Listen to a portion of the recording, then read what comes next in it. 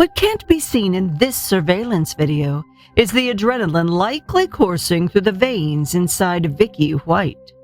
At 56 years old, Vicky worked day in and day out, imprisoned in a life of regularity and routine. She spent most of her waking hours inside a concrete enclosure with hundreds of hardened criminals, but many being held inside the Lauderdale County lockup, where presumed innocent until proven guilty in court. That demands a high standard, yet not as high as the standards we should expect from those chosen to guard the guilty. They possess the keys to the kingdom, and in the wrong hands, the unpredictable outcomes may have dire repercussions on a community. The other figure on feature is the convict known as Casey Cole White. Of course, not all Whites are related, and the surname these two shared was only coincidental. In fact, you'd be forgiven for thinking they had nothing in common at all. The 16 inches that separated them in height were dwarfed by the difference in social status. He was an inmate, and she was his keeper. But today, the jailer was taking flight with her jailbird, and the Ford in which they flew offered freedom to one and death to the other. Keep your limbs inside the car, because the ride down the white rabbit hole is a wild one, and this is absolutely criminal.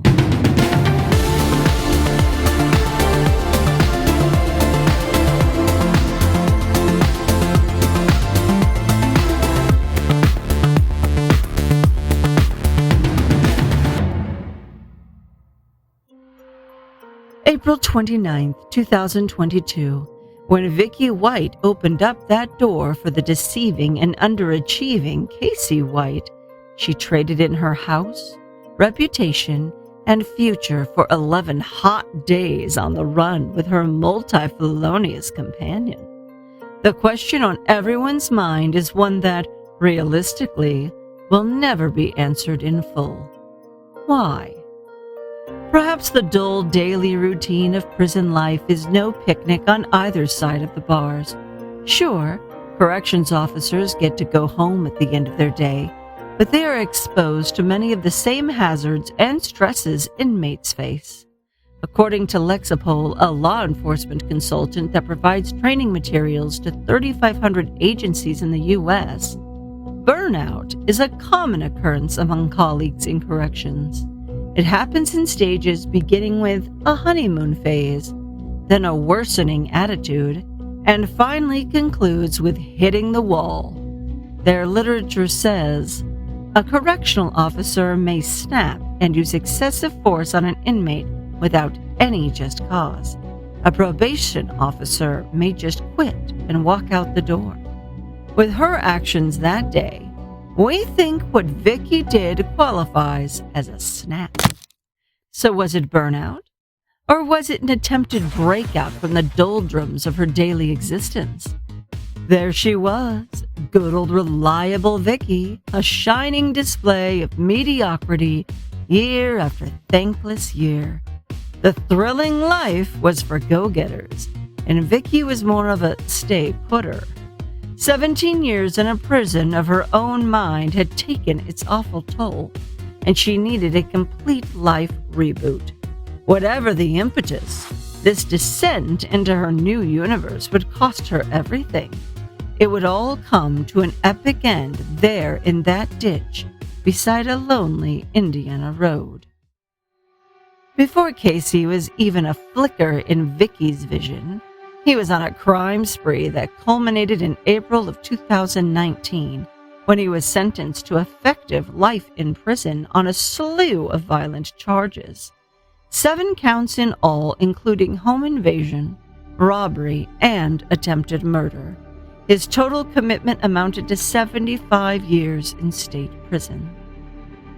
After cooling his heels at the William E. Donaldson Correction Facility in Jefferson County, Alabama, for about a year, He allegedly copped a capital murder in the unsolved death of Connie Ridgway. She was murdered in 2015, and he was charged with her death in October of 2020. He was transferred to the jail in Lauderdale County, where he would meet a CO called Vicky White. That's also when investigators learned he was planning to bust out by taking a guard hostage. They even found a shank in his possession. That's a makeshift knife for all of you respectable people. Anyway, he was sent back to the Department of Corrections, but he allegedly remained in touch by telephone with Vicky over the next 2 years. Then on February 25th of 2022, the covert couple's dreams came true when Casey was transferred back to the jail for more hearings on the murder. It doesn't take a rumor long to infiltrate most of the inmates, and word had it that Casey and Vicky had a special relationship.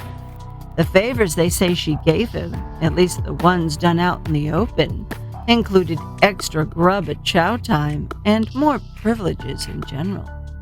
Just 63 days later, she submitted her retirement paperwork, not long before driving out the front gate. This took many people by surprise, as many of her colleagues found her rock solid. Lauderdale County District Attorney Chris Connolly explained. She really, exploited her good reputation at the jail. You know what I mean? Because, you can have all the policies in the world, and yes, she broke them, but she knew where to exploit them too, using what she knew about those policies and her trustworthiness for 17 years over there. According to her co-workers, Vicky had been talking about retiring for several months. Her planned last day of work would be on May 1st. That Friday would be the first and last no-call, no-show she ever had. 5 weeks earlier, Vicky sold her home with a market value of nearly $250,000 for just over $95,000. The luckiest new homeowner in Alabama had no way of knowing the home they just purchased was sold by a woman living a double life, and she was about to choose one over the other. We have had a warrant issued for Director Vicky White. The charges are permitting or facilitating an escape in the first degree, so there is an active warrant out for Miss White, obviously for Casey White. So we're in hopes that we'll get some much needed breaks here in the next few hours, few days, that will help us locate them and get them back here to Lauderdale County and get Casey White, especially behind bars. Casey White, as you've heard me say over and over, is an extremely dangerous person. The odd couple got rid of their ride after driving only 100 miles north, despite apparent plans for a green paint job. It looks like they started to spray paint the car, but obviously stopped for some reason. Did something or someone disrupt the painter's mid-spray? Let us know in the comments if you have any idea what was going on there. Please hit thumbs up, subscribe to our channel, and ring the notification bell. If you like the show, this will really help us get noticed. Now back to it. Likely because it broke down, the dollar store Bonnie and Clyde ditched the copper-color cop attractor. It was found hours later, before it had even made the news. It wouldn't be until a week later that an alert tow yard manager recognized the vehicle and called the police. But by that time, they had gone through at least one more car. At one point, they acquired a Ford F-150, and that vehicle would play an important part in this case. Remember that highly recognizable getaway car? They ditched that in rural Tennessee and bought the truck for $6,000 in cash. On May 3rd, Vicky and Casey abandoned that truck at this car wash in Evansville, Indiana. The owner, James Stinson, noticed a car that appeared to be abandoned. He notified police, but they weren't able to do much as the VIN came back as good, and it wasn't at that time tied to the Whites. Surveillance footage from the car wash showed them leaving the pickup behind and getting into a Cadillac. On May 9th, a police officer on patrol in Evansville, Indiana, noticed that Cadillac, and detectives began their surveillance, eventually tailing them to a cheap motel in town. They had paid a local homeless man to rent them a room there. Stunningly, the pair had prepaid 14 days in a hotel in the same town where they abandoned a Ford F-150. In addition, these two couldn't exactly blend into a crowd. At 6'9", Casey could have been a shooting guard, and Vicky was a 5'5" guard who could do plenty of shooting if she wanted to. That fact weighed heavily on the minds of law enforcement. On May 9th, the duo left the hotel and cops pursued them. When they caught up, they wasted no time in slamming their cruisers into the criminal's caddy, eventually bringing it to stop after rolling on its side. Around the same time, this call came into the local emergency call center. Amazon Island. 911. Please stop. They're going to airbags going to walk and kill us. Hello? John. Airbags are going on. Let's get out and run. Get us back to the hotel.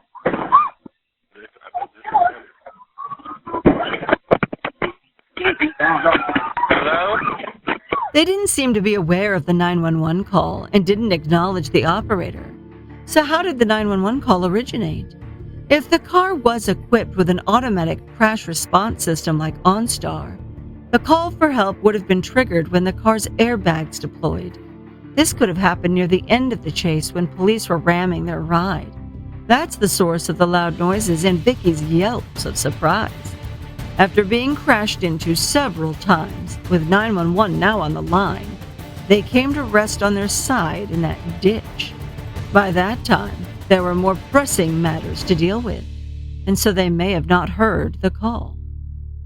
For all its romanticism, the story of Bonnie and Clyde always ends in a hail of bullets. The couple were well armed, and Casey confirmed their suicide by cop ambition. But the fuzz foiled their plans by taking an aggressive line with the pursuit. No one else on the road or in law enforcement was injured. What's next for the most eligible convict in the county? Well, he will probably take some time off.